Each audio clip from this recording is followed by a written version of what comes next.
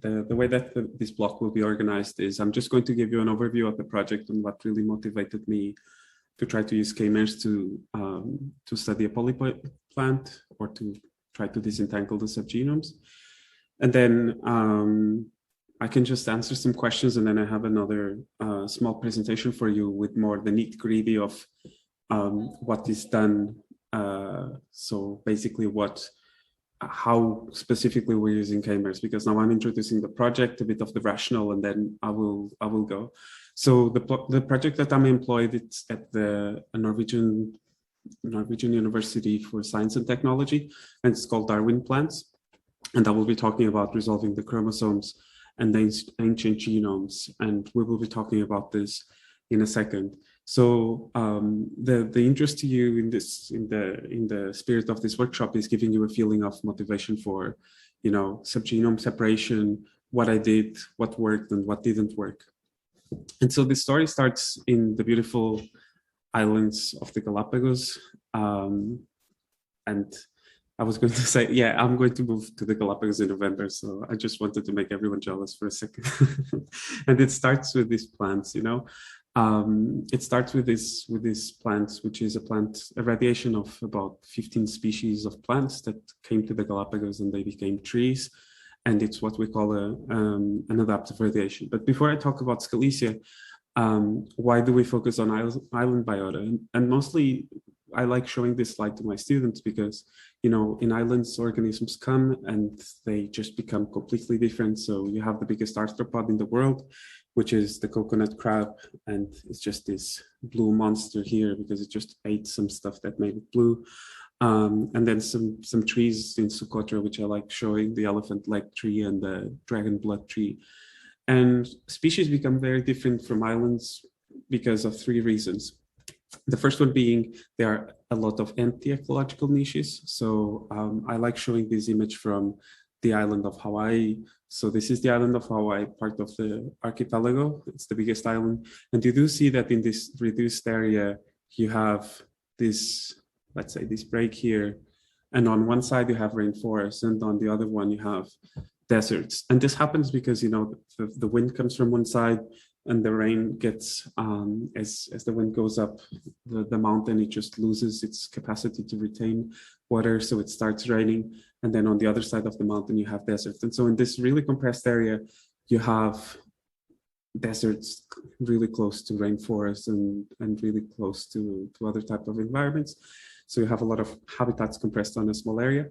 And then you have a biased biota. So for example, if you go to very isolated islands and archipelagos, such as Hawaii, you don't expect to find mammals, you don't expect to find amphibia, orchids. And this makes it that the animals and the plants and the other organisms that get there, they occupy the niches of those that weren't able to go there. So they often become very, very different. And I like to give this example that in Lord Howe Island, there's an insect that's the biggest insect in the world. And ecologically, it's compensating for the lack of rodents and mammals. So it's just very big, and it just kind of behaves apparently like, I've never seen one, but it just behaves like a rodent. And so all these alterations that I have been talking about, they're called the island syndromes. And they just describe all these changes that happened. And in plants, some island syndromes include also polyploidization. Some morphological things include, for example, they evolve the tree habits. So from small herbs and from shrubs, they get on and then they become trees.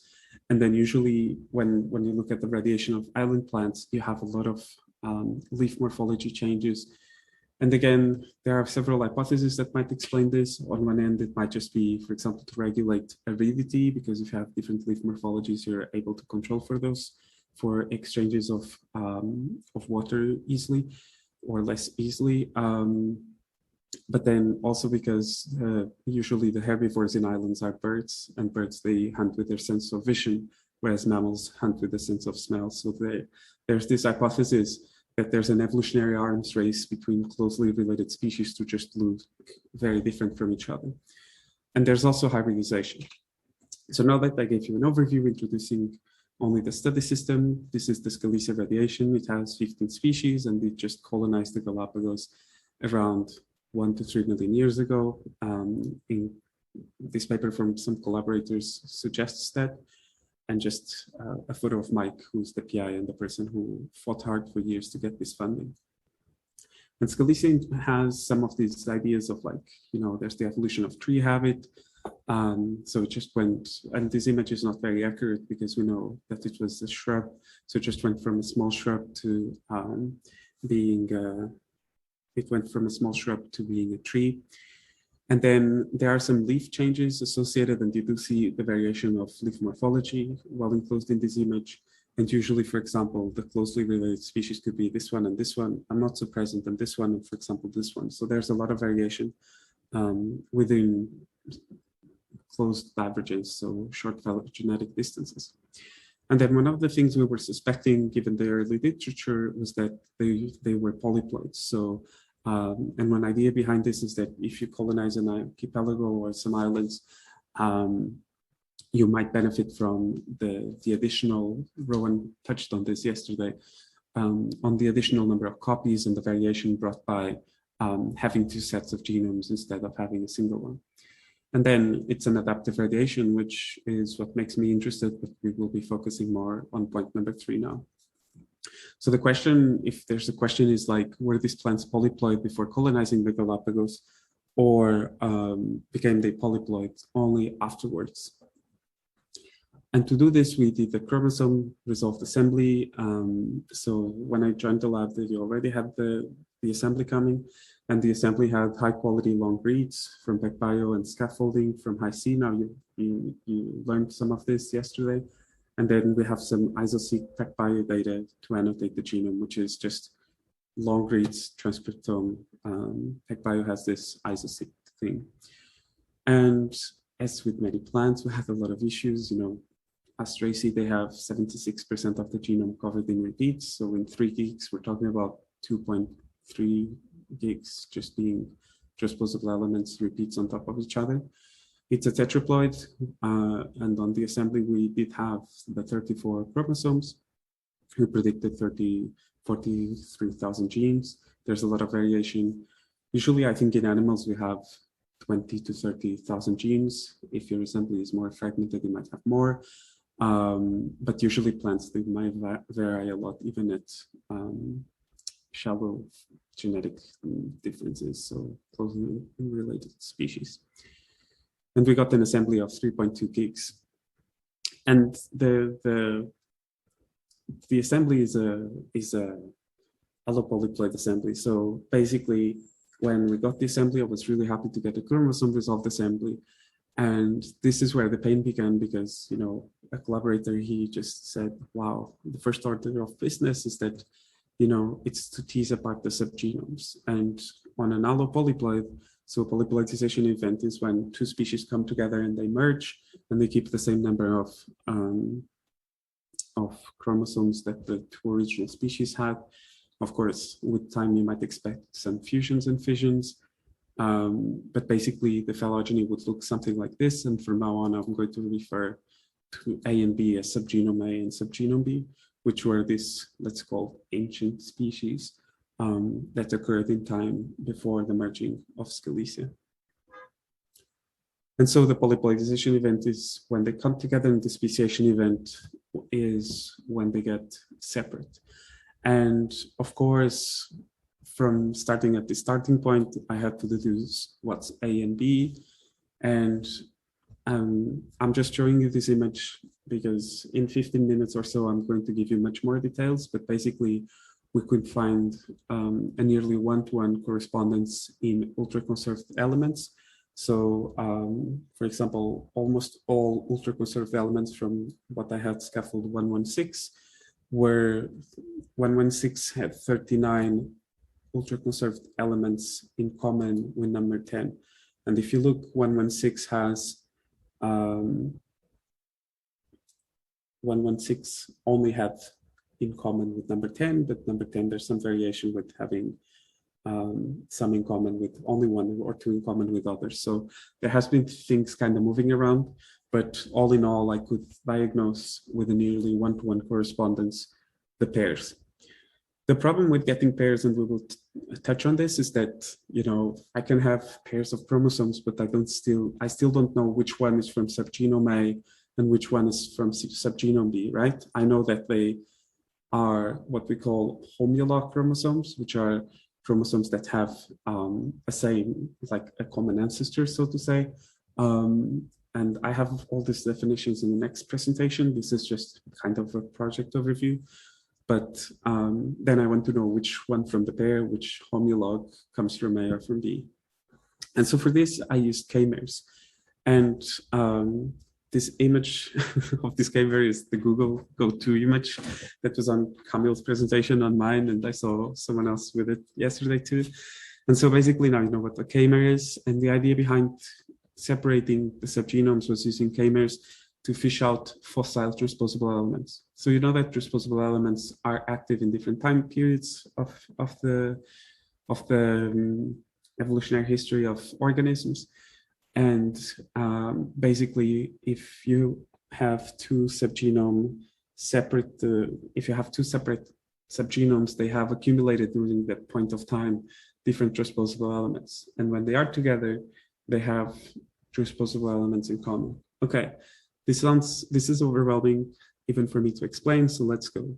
If we have a time scale like this, and if we have an ancestral species here, you go forward in time, there's a speciation event, they become species A and species B, and then this species A and species B, they merge together and make the allopolyploid.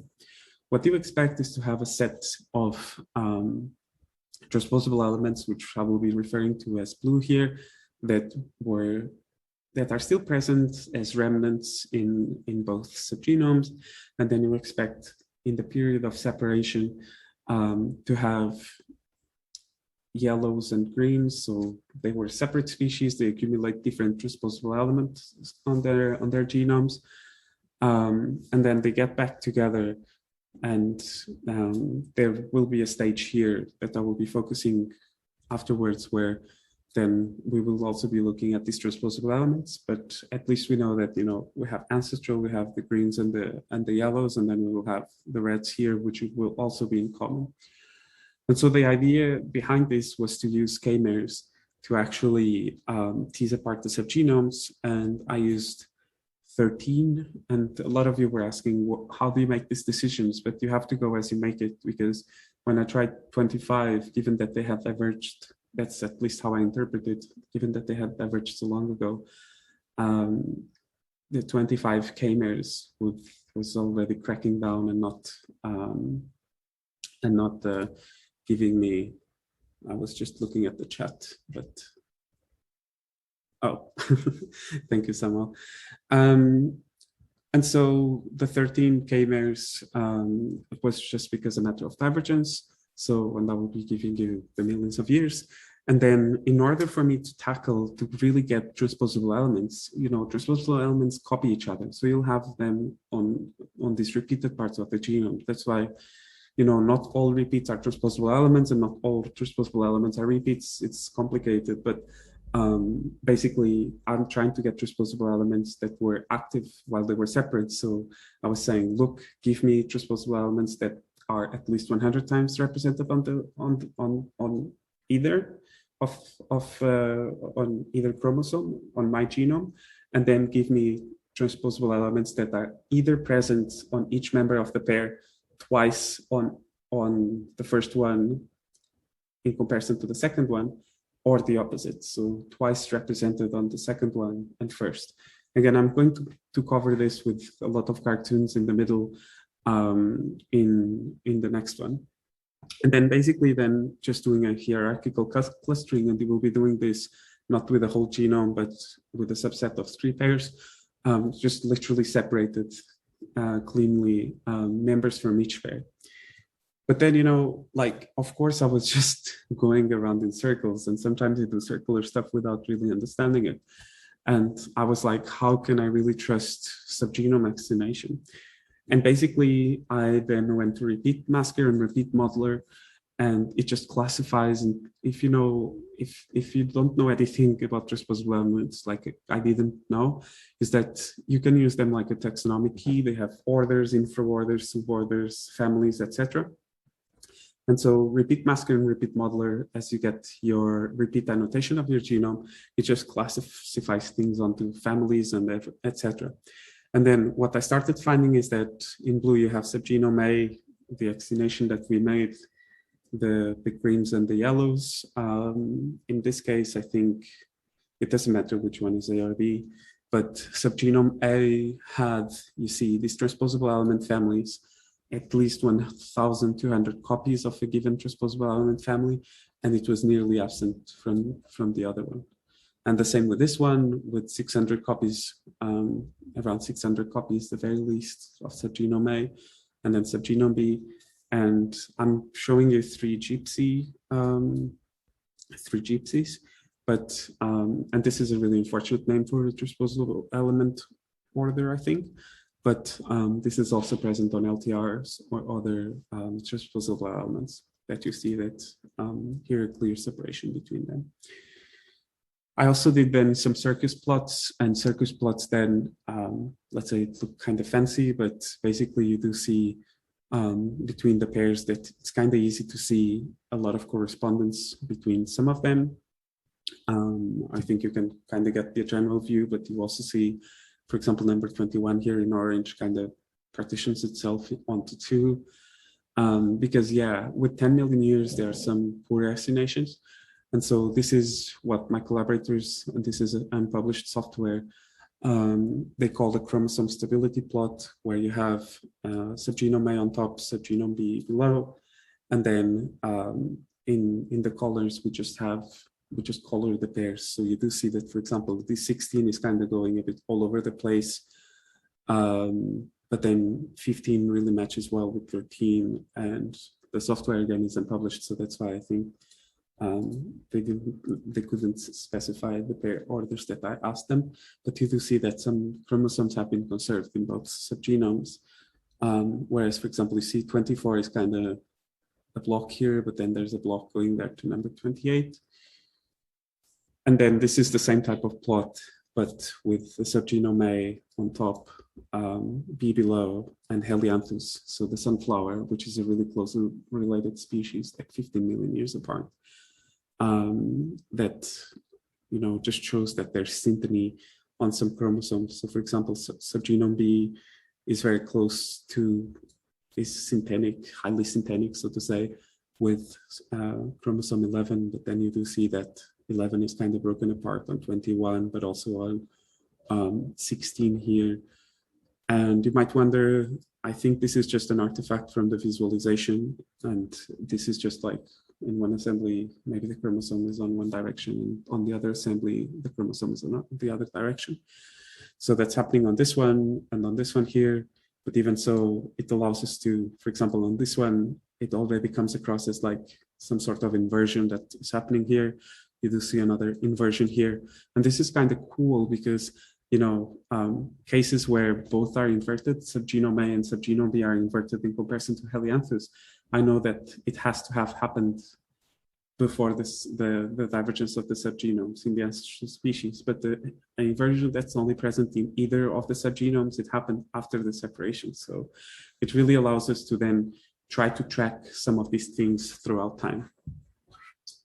And then you learned what BUSCOs were, and basically the BUSCOs, when I have the whole genome, you see I have 93% complete, but 60% of these, so 57%, are double copies. So BUSCO tells you, so BUSCO is this core of genes that it expects to find in any assembly, and you're like, who chose that? Arbitrary. It's just genes that you know that you expect to have on plants, a single copy, no matter what.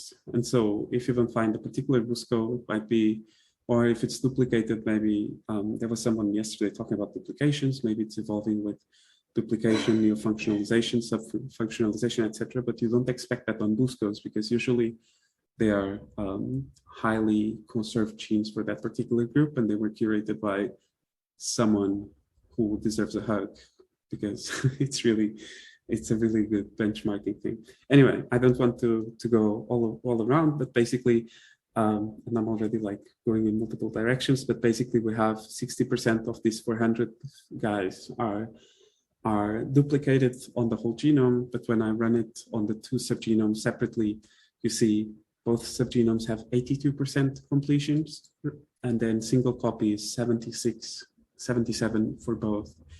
And the duplicate ratio then just falls from 60% to meaning that there's a lot of redundancy. Another thing I did was dating the subgenomes. And so basically, the way that I dated the divergence was and again, I will be telling you step by step how to do this, but was doing a node calibration here and then converting the tree to ultrametric. So basically, when you make a phylogenetic tree, it might look something like this, you know, like the branches are some of them will be larger and stuff, and making the tree ultrametric will just make the tree like it will just, let's say, calibrate everything. So this is a line of time that would be the time. If we make the pen color, let's get black now. By making the tree ultrametric, it would look like this then. You would just like literally calibrate the nodes in a way that instead of this should be on the red line here, sorry. Instead of, you see this branch kind of finish up here, this one here, but here it's the opposite. Everything finishes up. So I just did that and then gave it the calibration node. And basically with 15 million years, and with that I could just estimate that, you know, the separation, which would be this point here. Sorry, I should have a better arrow there. The point of separation of the two subgenomes, so the speciation event, which is this one where I'm putting the red, was more or less 10 million years ago. Estimating when things join was much more difficult and much more complicated.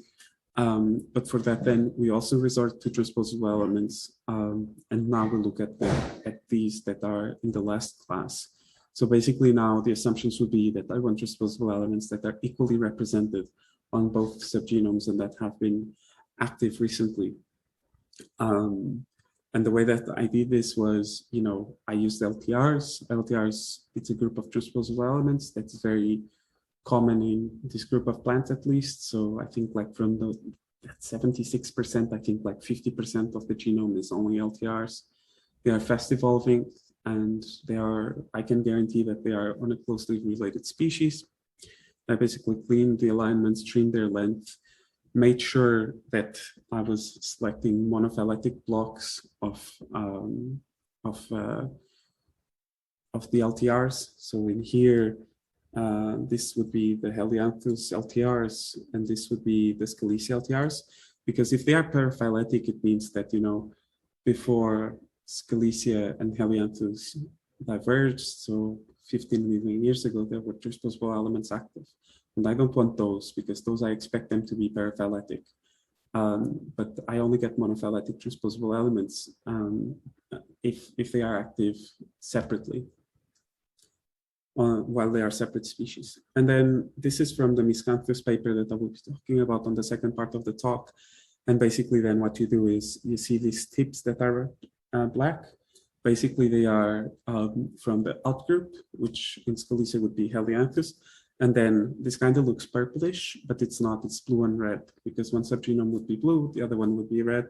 And then basically, you see they are monophyletic, because like all of this would be the Scalesia, all of this here would be the Helianthus. And then this is what we're looking for, families that are equally represented on both subgenomes, that are also present in the outgroup. And then you say, I know that Helianthus and Scalesia diverged here 15 million years ago. And I can measure the genetic distances using, for example, Jukes Cantor or using Kimura or something, models of substitution. And let's say that you have a distance of, just as a dummy example, of 1 between the average distance between Helianthus and Scalesia is 1, and you know that diverged 15 million years ago.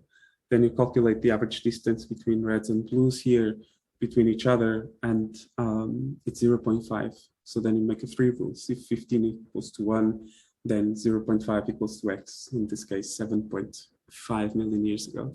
So that's what they did here. And with this, I estimated that the subgenomes had come together like 8 million years ago. So the story of these guys kind of looks like this. Just so one final part, and I see that there are some questions, I will address them in a second, is that what can you actually do on the subgenomes? So yesterday, Laura mentioned that this idea of subgenome dominance, that one subgenome becomes dominant, whereas the other one becomes submissive. And then you can look, what would you expect in a dominance recessiveness scenario? So the ones that's recessive, you expect them to accumulate more transposable elements, so to accumulate more garbage, so to say. You expect maybe to have more isoforms and more variation on gene content. Maybe on the dominant, I don't know, the number of genes is expected to be high on the dominant as well. And then the number of selective genes is expected to be higher in the submissive subgenome. But I actually don't see that, because you see, when I explore the PacBio isoforms, I mean, you do see that B has slightly less isoforms than A, but that's also because, and it also has a slightly lower number of genes. Oh, and both subgenomes are nearly the same size, by the way. I forgot to say that.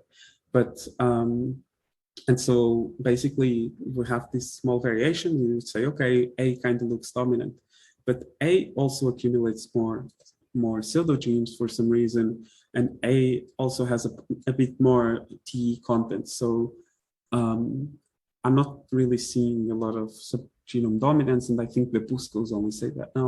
Also show that, because otherwise I would expect like one subgenome to have more Buscos than the other one. Just some fancy or less fancy image of T's and genes. So this would be a pair. So one chromosome here, one cartoon is from either subgenome. All pairs to the left are one subgenome, all pairs to the right are another one. You do see that roughly everything is the same size. But what's here to take is that you see in plants, I didn't know this, but in plants it comes across that there are many more genes. So inside the bins, warm colors are genes and cold colors are absence of genes in bins of 25,000 base pairs. So I just measured the number of genes that we find in 25,000 base pairs. And it's really cool because plants seem to accumulate a lot of genes in the extremities. And then it's kind of a, let's say, a wasteland in the middle of the chromosome in terms of no gene content.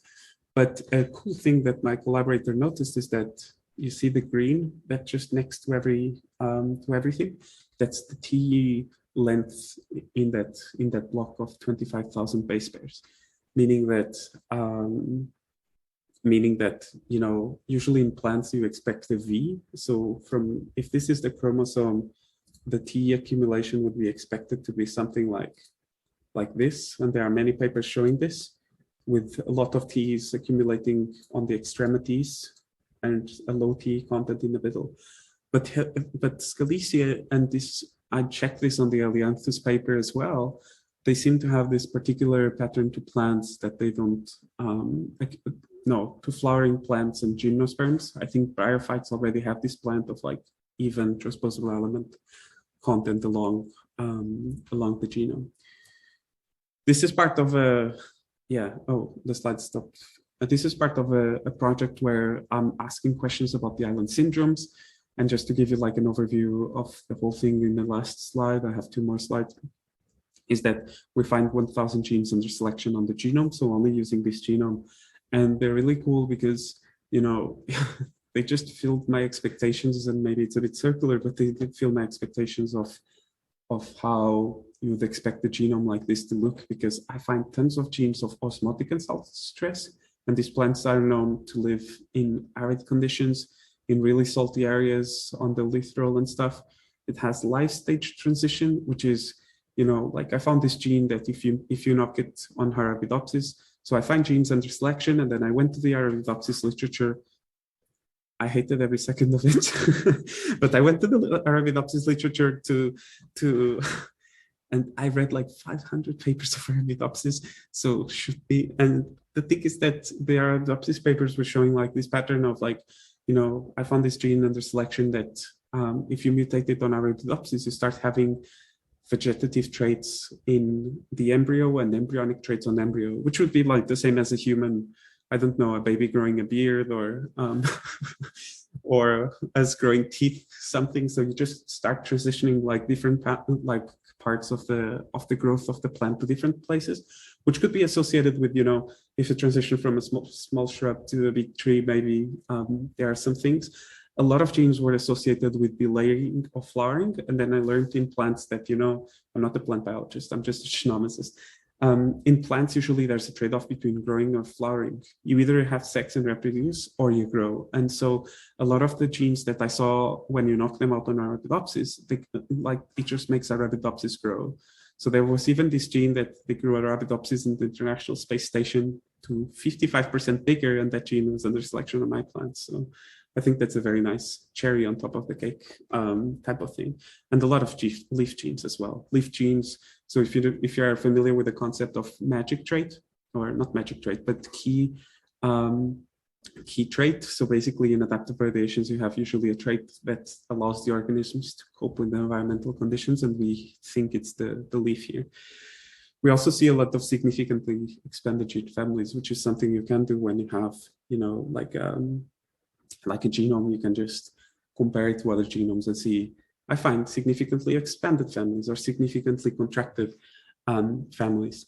And yeah, an overview from the project. This is only the genome assembly and annotation, which I killed myself to do, including the Arabidopsis papers that I didn't want to read. But I love you, Arabidopsis community, for doing things I would never be able to do. But yeah, your papers are a bit boring. Anyway, I'm being offensive, but that's 101 for me. Anyway, and then I'm going to do the transcriptomics of leaf morphology now that's the paper that I have soon to begin, and maybe next week. I have been saying this for a while. And I'm also doing the phylogeny for the whole group, which is super complicated because they are polyploids, but I think if I go for the UCs and the subgenomes, I might be able to fish the phylogenetic patterns. And we're also doing some PopGen. That's not me, that's my colleague, Vanessa Beaker. She's an amazing researcher.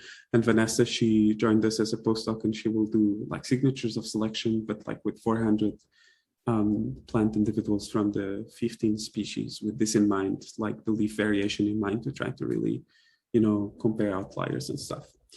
Yeah, so acknowledgements, and we're not having a 15-minute break, sorry, because we're a bit delayed, but yeah, acknowledgements. I just want to say and try to do this as a pharmaceutical announcement on the radio. So I thank Lauren, Jean, Milliman, Mike, Lena, Thomas, Alexander, Julian, Bent, Jose, Angel Siri, Joel, and Siu for help. And I couldn't do this voiceover from the radio. And I will just look at the questions that were. I got my mind wandering a bit. So how is that the subgenome's position identified with K-MERS? I will explain this in a second. Or Camille already explained it. Is there the extremities of the chromosomes? Does that have to do anything with telomeres? I don't know. I don't know enough of plant biology to answer that.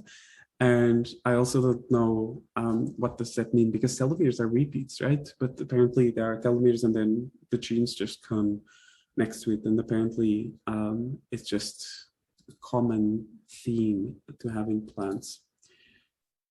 K-MERS training part. And sorry for now going a bit quicker. The exercise is going to be copy pasting, but I really want you to understand what we're doing.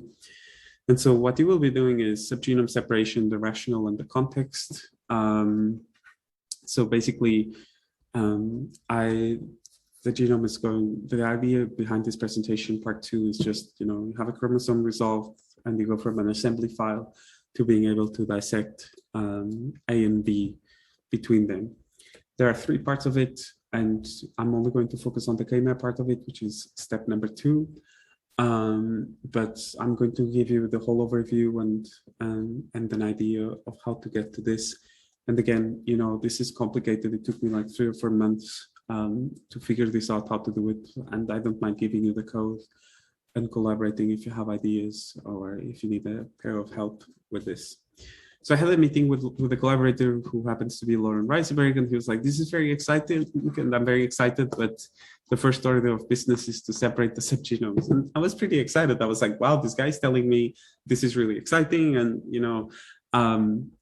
it's scary to have such a good genome and what to do with it, because now I have the pressure to put it in a high impact type of thing.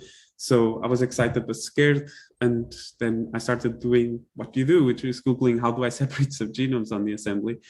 And there are no programs for this, or there's one called Polycracker, but I think it's really well done, but it works it was designed, I think, to work on genomes like algae that can also be tetraploid, and they have genomes of 50 megs or something. So I didn't really find it helpful. It ate like a terabyte of memory, and then it didn't give me any resolution on my thing. So it didn't really, it's a helpful program, but it didn't help me.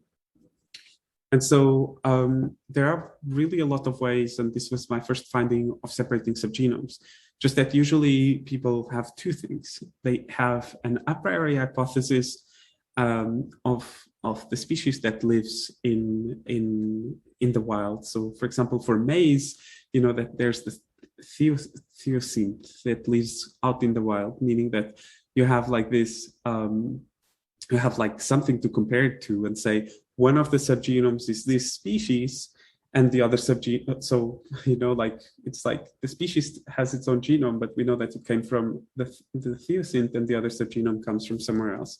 So if you work with a crop, it's really easy. There are hundreds of labs working on this, and it's competitive in other ways, but you have that information. And another idea that people have been working about is with paralogs, so with copies of certain genes, and then you put them on a phylogenetic context, and you really, and you have like information. But the problem is that then you need to already have your PI working on the system and knowing the system really well, and certain separations. So I remember finding this program from Michael McCain, who's a person that does amazing work with polyploid genomics. And he was talking a bit about this idea of using phylogenies to actually separate subgenomes. But what really helped me were these two papers, and I will be giving you the recordings and the presentations, but these papers were really seminal. They are really interesting. I really advise you to, if you're interested in these topics, to really look on. They separate the subgenomes, and then they do things fancy. They do fancy things. So if you were interested in the first parts of the talk, where then I kind of delve on the two subgenomes, this is two good places to start. And if you're interested in starting, you can also start in their 150 pages of Nature Supplementary, which are really hard to dissect, but which I had to go. And, they just cost me like 2 years of my lifespan. that's what they cost me. So with this workshop, I just hope to save, if 10 of you do this, 20 years of lifespan from the general world population. And basically, just to show you, for example, this is from the Xenopus laevis paper, which I think it's a model organism, or it's close to a model organism. But basically, they estimated, and you do see a phylogeny close to mine. Mine kind of stops here, right? But then there was a speciation event after the allopolyploidization event. And sorry, I have to say this, but it's amazing what we can do with genomics these days, like to just separate things that, were together and then separate them and then go back together. And I almost broke a bottle doing this, but, and then they were able to put things on a time scale, like I showed you. And then they have this thing, which I hope Mike is not seeing this talk, otherwise he's going to ask me to do this, and I have no clue how to put how to classify the pseudogenes. But I guess you just compare it to the actual gene now, active gene versus pseudogene, and then see how much divergence there is, and then you put it on a time scale. But Mike, please don't see this. Then on the Miscanthus one, they also had like a very similar thing. And this is what we will be looking at, or I think it was this part here that you see the hierarchical clustering idea came from this paper. And you do see a plot that is close to the plot that I showed you before, with more model organisms there. and then you have subgenome A and subgenome B, and the really cool thing, you see this fusion. So on subgenome A, they are still separate, but on subgenome B, 4 and 7 came together on this, let's call it big 7. Oh, that was so bad. Big 7 here. So basically, this paper showed this, and we already talked briefly about the speciation event, the polyploidization event, and about classification of transposable elements, because different genomes will accumulate different transposable elements in different points in time. So you expect to have signatures of reds, greens, and yellows and blues in this case. And if you only have a single genome, you can also classify and maybe do like that graphic, like the plots, the pseudogene, that one, something like this with transposable elements, if you only have a straight line. All right, so to separate the subgenomes, we want to fish the greens and the yellows. And I told you that the method to do this is to get the UCEs, the ultra-conserved elements. And so this is not covered in the exercise. The exercise will only be part 2, but for part 1, again, I don't mind sending you the code. And basically, we will be classifying chromosomes onto homologs. So for example, homolog is a pair of chromosomes in the same species that originated by speciation and were brought back together from the same genome by allopolyploidization. So if our ancestral species has chromosome 1 and chromosome 2, chromosome 1 will be on subgenome A and B, like this, 1 and 2. And then here on the subgenome, you'll have 1A and 1B. And then you'll have the same for 2A and 2B, the yellow and the green. So those will be homologs, will be 1 from A, 1 from B. That's a homolog pair, and the other homolog pair is the other one. And so then the second part is using k-mers to separate the subgenomes, already knowing the pairs. And then the third part is the overview of the dating, which is not covered in the exercise. But again, there were 2 or 3 people interested in this. And again, I don't mind sending code, just send me an email, and part of it will be available online. And so the teasing subgenomes apart, I showed you this table, but basically this involved first, downloading UCs. There are UCs for nearly every eukaryote group, I think. I use UCs not for spiders. So if there are things for spiders, there are things for your group. Trust me, because nobody is working with a lot of spider genomics, because spider genomes are horrible. But I work on them, so that's why I'm saying they're horrible. But basically, you get the ultra-conserved elements. In the Asteraceae, I got mine from Jennifer Mandel's lab. She does amazing work in Asteraceae phylogenomics. And then basically these UCs, we extract the UCs from the assembly. And how do you do it? You use this pipeline called phylucy, and phylucy is basically a pipeline that, it takes the UCE weights and tells you it's on chromosome 1, there's UCE 1, and UCE 2 is on chromosome 16, UCE 3 is on 16 as well. And basically, this involves converting the FASTA to a 2-bit file, and then running the phylucy probe slice sequence from genomes.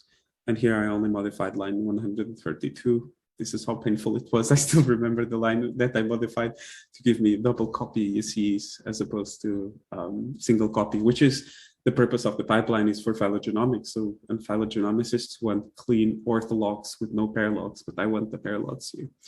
And then I just went and classified things like UCE 1 is on chromosome 10 and 16, 2 is on 6 and 7, and then I made this matrix like, so for example, if I found one on chromosome, let's say that UCE 124 is on 16 and 10, I would put the 1 here, and then UCE 5000 is etc. So a lot of these have a nearly perfect correspondence, but some of them have, like, you see this one is kind of 8 with number 1, and then it also has 19 with another one, and this is also an indication that some translocation have happened.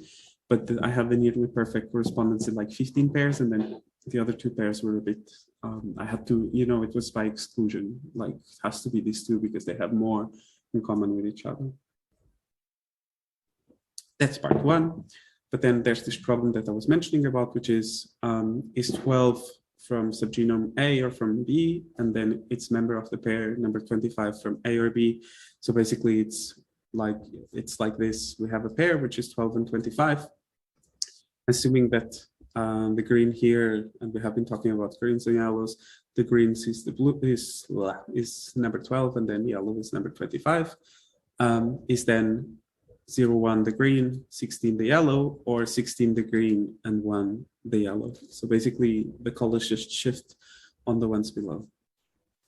And so to fish this, to do this, we want to fish fossil transposable elements. And I love how this sounds, fossil transposable elements, because it sounds so much fancier than they are. You know, transposable elements, they will accumulate, and then they start, the moment that, for example, a mutation hits them, they're done for, they're dead. And then it's like having a corpse. If you look at the corpse from someone who died like yesterday, that person will still be in rigor mortis. But if you look at the corpse that has been there for a year, you will see a lot of flies, maybe bones. I have no clue, but like a few weeks, you will see a lot of flies, and then in a few years, only a few bones, right? And so you expect this to the transposable elements are a bit like this, that they die and then they start accumulating mutations, but you're still able to distinguish them because, you know, it's not that they're accumulating 10 mutations in 1 second. It's like it's a process that then they become inactive, and then with time they accumulate mutations and diverges. And so to go and fish out these yellows and greens, basically I told you that I had two assumptions, which is they had to be, the two subgenomes have to have private keys, which is either yellow or either green, and common ones, which would be the blues and the reds. And to exclude the blues and the reds and separate the yellow from the green, we get k-mers that are at least twice represented in either member of the pair. So just to give you a dummy example, 100, this is member 1 of the pair, member 2 of the pair, k-mer A. So these are 5 mers. And this one is 145 copies, 10,000 copies. So we keep it because there's at least a 2-fold difference between them. This one 120, this one 4, we keep it as well. But this one we remove because, you know, they are really close numbers. Why 2x? Arbitrary. I found that on the Miscanthus paper, and it worked well for Scalesia. And I think that if it worked well for my genome, if it worked well for the Xenopus people, if it worked well for the Miscanthus people, I hope that it works well for you. But of course, yeah, nothing really works well in science. So, and then we want k-mers present more than 100 times because we will want to fish not just random parts of the genome, but like repeats, and we want repeats that, you know, were active some time ago. José? Yes. There is like 4 questions. 4 questions now. Yeah. Are they questions that I have to address now? I can take a look at. They're a bit confused about the concept of ultra-conserved elements, I think, and then how you assign member 1 and 2 here. So ultra-conserved elements are these. No, sorry. Yeah, I should have stopped. Thank you for stopping me, my tracks, Lucia. So ultra-conserved elements are parts. I think it's safe to say that nobody really knows what's the function of ultra-conserved elements. I've read a paper saying that ultra-conserved elements are conserved elements on the chromosomes that allow the recognition of its sister chromosome. So my chromosome number 1 will recognize. So I have 2 chromosomes number 1, right? One from my mother, one from my father. They might recognize each other based on these ultra-conserved elements. I think this is one of the hypotheses. I did my training in ecology, so I missed some of the basics. And so ultra-conserved elements are just elements that are ultra-conserved, and people use them on phylogeny. So just think of them as blocks of DNA that, you know, if you sequence every plant, they are going to be there. And phylogeneticists, they really fish for these because they are ultra-conserved, so they allow you to they are comparable across very different timescales. Are UCs handled as k-mers? I don't understand this question. UCs, there's a pipeline for UCEs that we extract the UCEs, and then you get the sequence A, T, B, C, G, and then there's a pipeline for k-mers. And then member 1 and member 2 of the pairs here are just subgenome A and subgenome B. sorry, that's a good thing to keep in mind for next year. So are there any more questions, things, chat? So UCs could be something like Busco genes, but UCs are not necessarily genes, I think. They are just parts of the chromosomes that are ultra conserved. And someone shout out if this is wrong, but I think UCs, there are UCs that are non-coding. So, but you can just think of them like Buscos, for example, I guess. Maybe even like a chunk of the Busco gene that's ultra conserved might even be a UC and not the whole complete gene. But yeah. I'll try to, do you guys see the chat when I have it like here on the presentation? No, you only see the presentation. Okay, then I can have the chat there. Yeah, so basically I was saying we go for things that are twice represented on each subgenome and then things that are present more than 100 times, because the idea is to get things that were repeating themselves. And they're like, yeah, but you just said with divergence, José, things will start accumulating mutations, so then we will have more gamers. That's true, but you know, there will be still parts of the repetitions that are going to be maintained across the genome. And for example, a T is a massive thing that can be, I guess, like a few thousand base pairs. I don't know if I can say hundreds of thousands, but some of them are called long terminal repeats, or they have 2 blocks of long terminal repeats, which are usually equal. So at least if you have one LTR long terminal repeat T on your genome, you have at least 2 repeats of that one. And when you have hundreds of copies of them, you don't expect mutations to always occur in the same place. So you can still identify that body because it just accumulates mutations over different places. So a lot of k-mers will be preserved. The exercise in the wiki, which Camille diligently uploaded and now put on the right day. But before we go to that, so the exercise in the wiki has blocks of code. And then if you literally copy paste just the parts without the cardinal, the hashtag, the things are organized in a way that, you know, like let's work, organize and clean our space, and then just a bunch of blocks. And then you just need to copy paste, but make sure if you don't understand the code, just ask people, what does this command do? What is an MKD, make directory? So in this one, we're making directories, and then I have some explanations. For example, I like putting things with 0, 1, 0, 2, 0, 3, because then it's like spatially easier for me to navigate rather than having, you know, if you have 3 analyses and one starts with A, another with C and with Z. But the first one is that you do is the C one, and then the one with the Z and the one with the A. I'm just going to get confused after 6 months when I go back to my paper. Did I freeze? Yes, I froze for a second, but I noticed that. Yeah, thank you, Lucia. And then I included explanations on the block, so you know you can just do the exercise in 2 seconds. But if you want to try to understand what you're doing, it would be fine. It would be good. And then the third part, also not covered in the exercise, but just to show you the whole procedure. This is not K-mer. It's just trying to see, okay, when did they get together, which is calculating again this part here when they got together. The arrow, I just copied the wrong cartoon. This is not covered in the exercise, but after having subgenomes, you just oh, apologies. Now we will talk about this one, which is the speciation event. So basically, you just run orthofinder, which gives you like sets of genes that are common in, for example, in A, B, sunflower, and the outgroup. So orthofinder just gives you like, just gets all the genes from Helianthus, all the genes from subgenome A, all the genes from subgenome B, all the genes from the outgroup, and then groups then based on similarity, and then tells you this group has only one of each genome is on this group. This group has 2 from Helianthus, 1 from Scalesia A, 1 from Scalesia B, 0 from the outgroup. And so it allows you to then try to understand how genes are spread along, let's say, the phylogeny. And so I found like single copy orthologs between 5 Asteraceae species and the 2 subgenomes.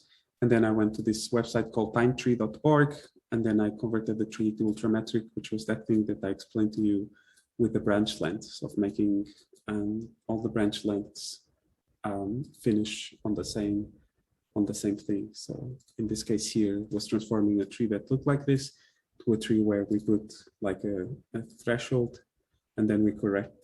I'm going to use a different color for correction. So I'm going to go green, and then just correcting so all the tips finish on the same line and saying like, look, I expect it to be. This is pretty easy to do. This one was much more harder to do because this one here, the idea is to identify transposable elements that are present in the two subgenomes, the blues and the reds, and they have to also be present. They have to be present in a closely related genome, which is the Helianthus.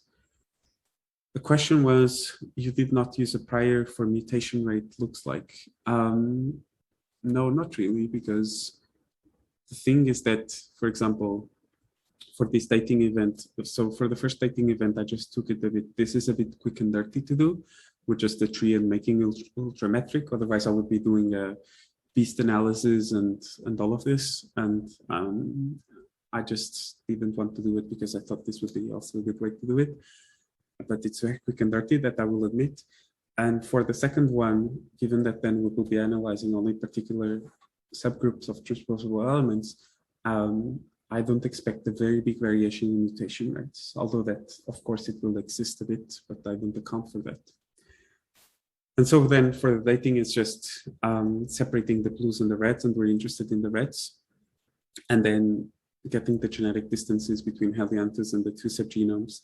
And this involves running a software called LTR Finder, which mines for long transposable elements. And if you install the libraries properly, and I can send you like a blog post from some spectacular woman who I own a beer or a coffee on a conference, because she teaches you how to install the libraries. So then you can really, because you know, LTR, oh, and this is the confusing part.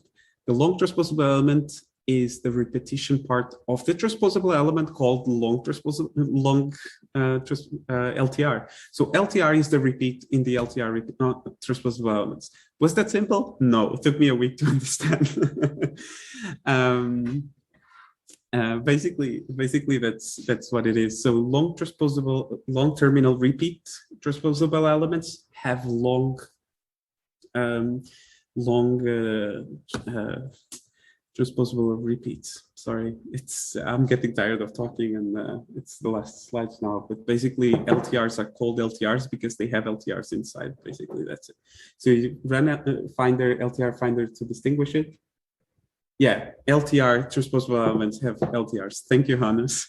I'm sure Hannes was like pulling his hair, like, "No, I should say you're confusing everyone." And then we use the software LTR Digest, which is part of the same family of softwares to clean them up and make good models. You just run OrthoFinder with these, and this time instead of getting groups of genes, we get groups of LTRs, and I call this, you know, then with the Helianthus and the two subgenomes, I could classify them based on similarity, and then I went one by one painstakingly, and like, this is Helianthus. Sorry, this is a bit defaced. If you use the glass, you know that. So 2,200 on Helianthus, 19 on subgenome A, 5 on subgenome B, and then this is the total, which is the sum. And then I classify them subgenome A dominant, so they are 4 times more on subgenome A than B. Subgenome B dominant, like 6 times more on subgenome B than A. But what I was really interested in was on these.